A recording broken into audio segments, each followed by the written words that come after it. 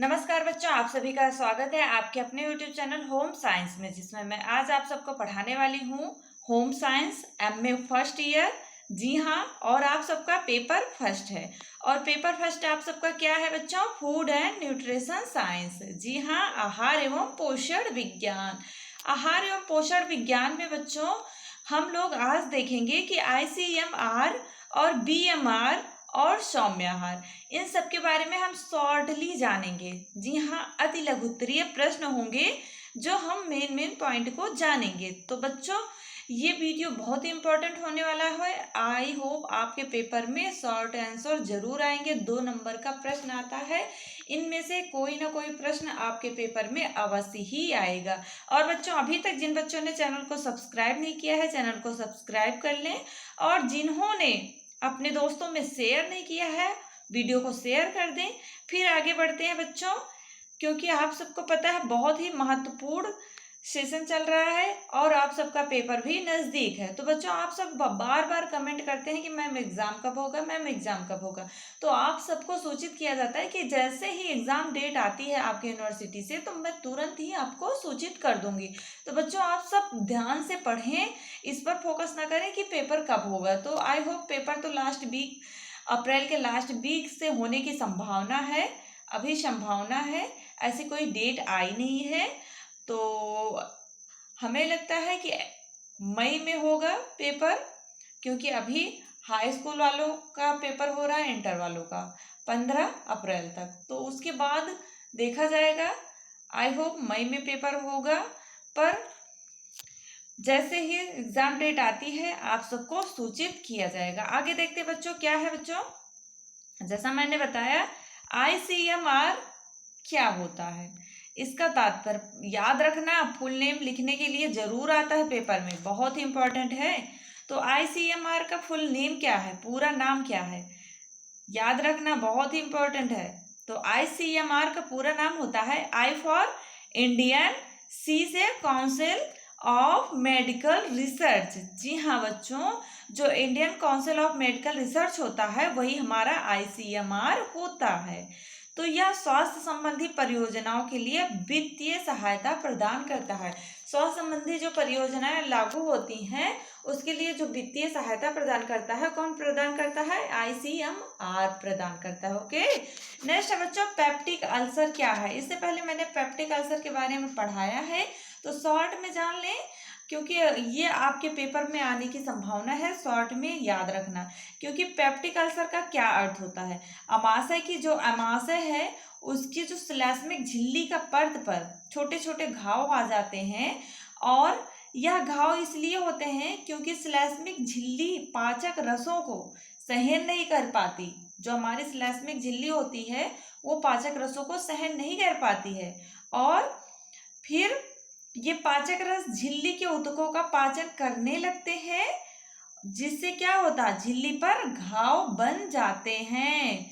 जो झिल्ली है, उस जो झिल्ली है, पाचक रस की झिल्ली है, वो ऊतकों का पाचन करने लगते हैं, जिससे घाव बन जाता है झिल्ली के ऊपर। तो याद रखना, झिल्ली पर। नेक्स्ट है बच्चों BMR। ICMR का फुल नेम क्या है, आप सब कमेंट में लिखिए। ICMR का full name, I for Indian, C for council of medical research. Okay, next है BMR क्या है। BMR पे मैंने एक वीडियो पूरा बनाया है, इसी पे है, लॉन्ग में है।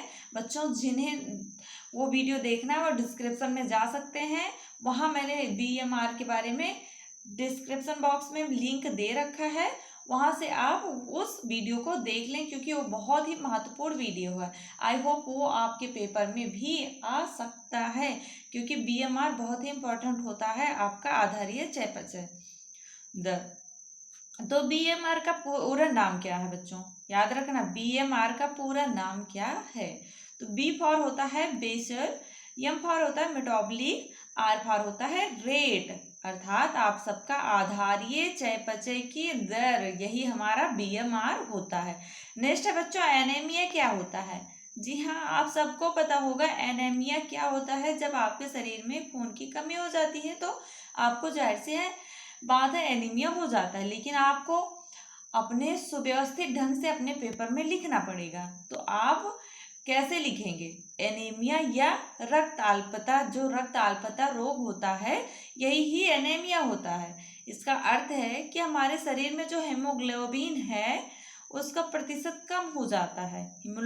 हीमोग्लोबिन का प्रतिशत क्या हो जाता है? कम हो जाता है। जैसे 14 मिलीग्राम और 100 मिली रक्त के अनुपात में हीमोग्लोबिन होना चाहिए। कितना होना चाहिए? 14 मिलीग्राम और अपॉन 100 मिली रक्त के अनुपात में क्या होना चाहिए? हीमोग्लोबिन होना चाहिए एक व्यक्ति के शरीर में। जब इसकी मात्रा शरीर में कम हो जाती है तब उस स्थिति में क्या होता है? एनीमिया हो जाता है। वही हमारा एनीमिया कहा जाता है। नेक्स्ट है बच्चों, सौम्य आहार क्या है? जी हाँ, सौम्य आहार क्या है? जैसे मिर्च मसाले रहित कोमल आहार को हम सौम्य आहार कहते हैं, जिसमें मिर्च मसाले नहीं पड़े रहते हैं, जो साधारण भोजन होते हैं, वही हमारा सौम्य आहार कहलाता है। जिसे बीमारी से ठीक होने के पश्चात रोगी को सौम्य आहार दिया जाता है।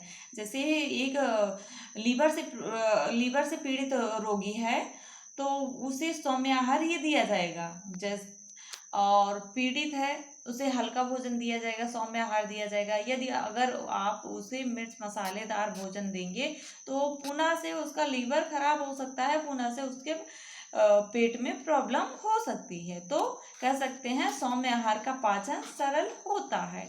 नेक्स्ट है बच्चों, किडनी के कार्य बताइए। याद रखना आप सबके अंदर किडनी है, पर आप सबको क्या पता है किडनी का कार्य क्या होता है? किडनी हमारे शरीर में क्या करती है? आपके शरीर में हर एक अंगों का महत्व है, हर एक अंग के कार्य हैं। तो आप सब ये भी लिखना है कि किडनी का क्या कार्य है।